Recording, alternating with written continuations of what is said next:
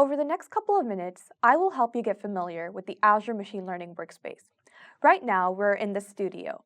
The workspace is the top-level resource for Azure Machine Learning, providing a centralized place to work with all the artifacts you create when you use Azure Machine Learning.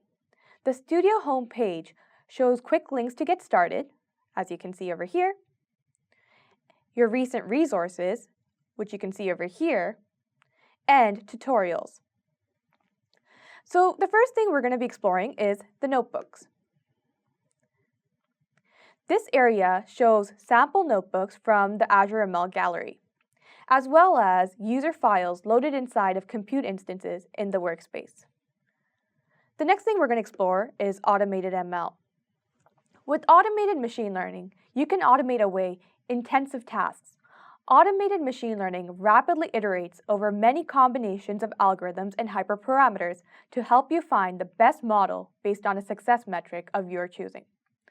This is where you can create new automated ML runs or view previous runs. The next thing we'll explore is Designer. The Designer is a drag and drop tool that lets you create machine learning models without a single line of code. Here, you can create a new pipeline from scratch or start from a template. You can also view pipelines drafted and runs, which is all the way over here.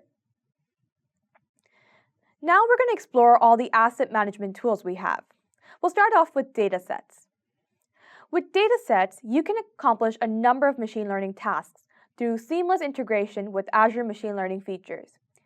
You can create datasets from local files, a data store, web files, or Azure Open Datasets. Let's now explore experiments. Experiments help you organize your runs. Each experiment you create in the workspace shows up over here. When you submit a run, you must associate with a new or existing experiment. You can view experiment details and all the runs within displayed.